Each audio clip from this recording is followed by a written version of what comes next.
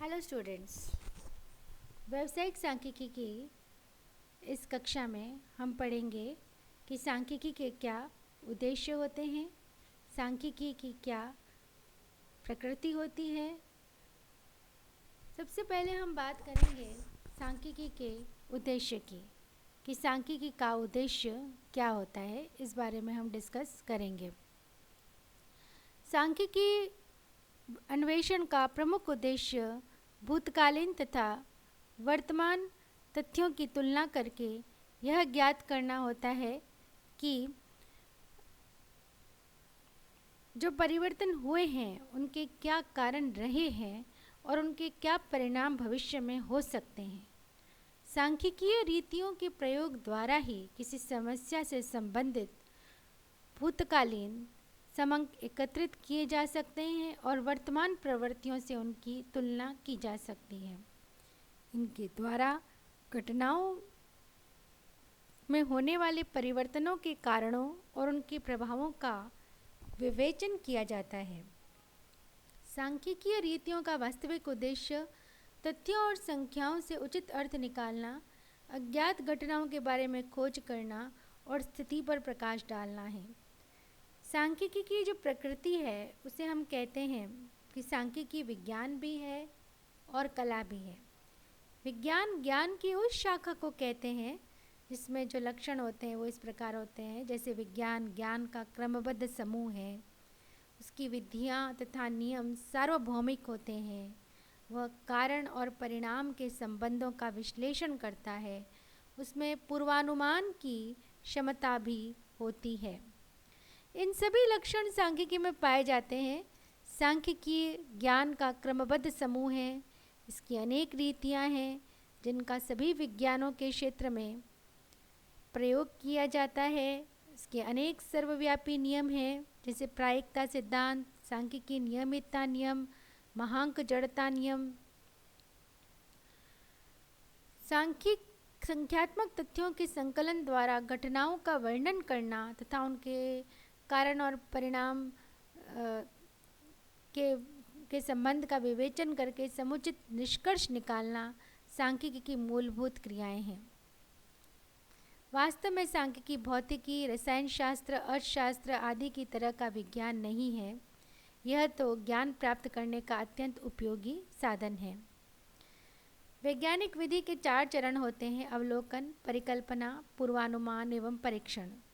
इन 4 चरणों में सांख्यिकी विधियों व प्रक्रियाओं का पर्याप्त प्रयोग होता है। विज्ञान यदि ज्ञान है तो कला क्रिया है, और जो कला के लक्षण होते हैं, कला उन क्रियाओं का समूह है जिसके द्वारा किसी समस्या का हल किया जाता है।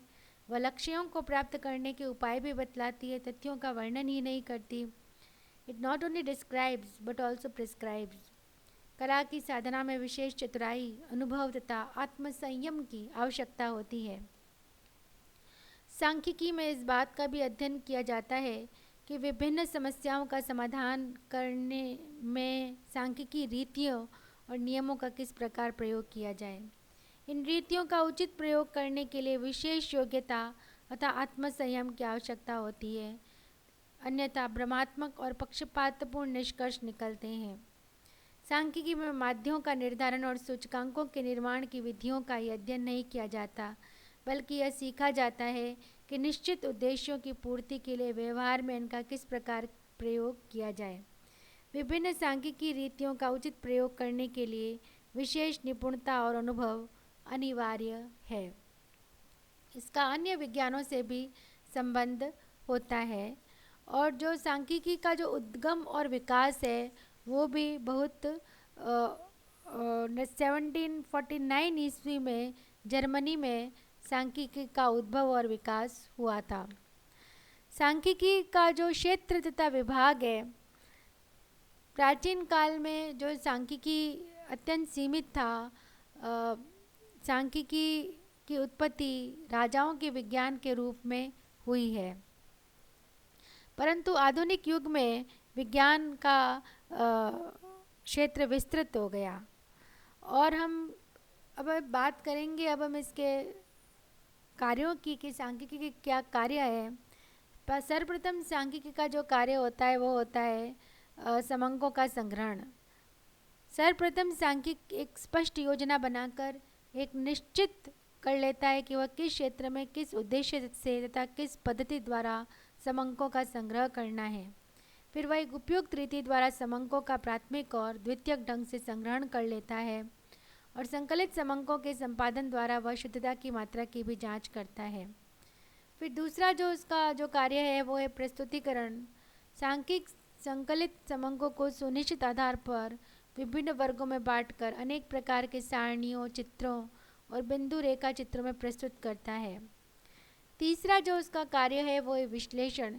विश्लेषण के अंतर्गत सांख्यिक को अनेक क्रियाएं करनी पड़ती है। वह संकलित समंकों को सारणियों में प्रस्तुत करके समंकों की केंद्रीय प्रवृत्ति ज्ञात करके उनकी तुलना करने तथा उनसे संबंध स्थापित करने के लिए माध्य, अपकिरण, विषमता, सहसंबंध आदि अनेक सांख्यिकी रीतियों और प्रविधियों का प्रयोग करता है। चौथा, निर्वचन। समंकों का संकलन, प्रस्तुतिकरण व विश्लेषण करने के बाद सांख्यिक को उनसे तर्कपूर्ण और निष्पक्ष निष्कर्ष निकालने पड़ते हैं।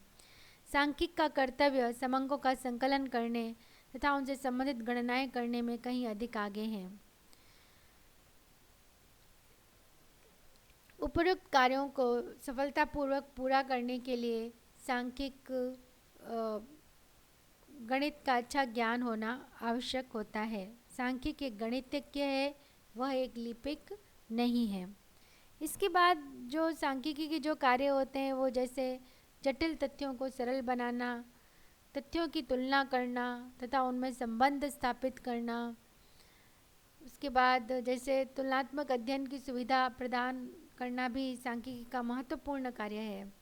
विभिन्न तथ्यों की तुलना करके उनके माध्य, सूचकांक, गुणांक आदि का प्रयोग किया जाता है। उसके बाद नीति निर्धारित करना, जैसे सांख्यिक सामाजिक, आर्थिक, व्यापारिक तथा अन्य क्षेत्रों में नीति निर्धारित करने में पथ प्रदर्शित करती है। देश की आयात व निर्यात नीतियाँ, मूल्य नीति, कर नीति, मद्य निषेध नीति आदि एकत्रित समंकों का विश्लेषण करके निर्धारित की जाती है। व्यक्तिगत ज्ञान व अनुभव की वृद्धि करना। सांख्यिक का उचित कार्य वास्तव में व्यक्तिगत अनुभव में वृद्धि करता है। व्यक्तिगत विचारों को अस्पष्टता और निश्चयात्मकता मिलती है। समंकों का विश्लेषण व निर्वचन करने में तर्क शक्ति बढ़ती है और प्रत्येक समस्या के प्रति उचित दृष्टिकोण विकसित होता है। अनुमान लगाना, जैसे सांख्यिक विभिन्न रीतियों द्वारा केवल वर्तमान तथ्यों का ही विश्लेषण नहीं करती, उनके आधार पर भावी अनुमान लगाने में भी सहायक होती है। यह कार्य अंतर्गणन, बाह्य गणन, प्रतीपगणन तथा पूर्वानुमान आदि क्रियाओं पर किया जाता है। आर्थिक विकास की योजनाएं भावी अनुमानों के आधार पर ही बनाई जाती है। सांख्यिकी अनुमान कोरे आकस्मिक अनुमानों से कहीं अधिक यथार्थ होते हैं। वैज्ञानिक नियमों की सत्यता की जांच करना भी सांख्यिकी का कार्य होता है। सभी विज्ञानों के निगमन द्वारा पुराने नियमों के परीक्षण और नए नियमों के निर्माण में सांख्यिकी रीतियों का उपयोग सिद्ध होता है।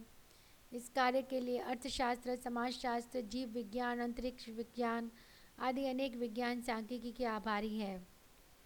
समंकों के आधार पर ही माल्थस के जनसंख्या सिद्धांत, द्रव्य के परिमाण सिद्धांत आदि में अनेक आवश्यक संशोधन किए गए हैं। यह कहना अनुचित नहीं होगा कि सांख्यिकी विधियों का प्रयोग द्वारा ही विज्ञान का विकास संभव हुआ है।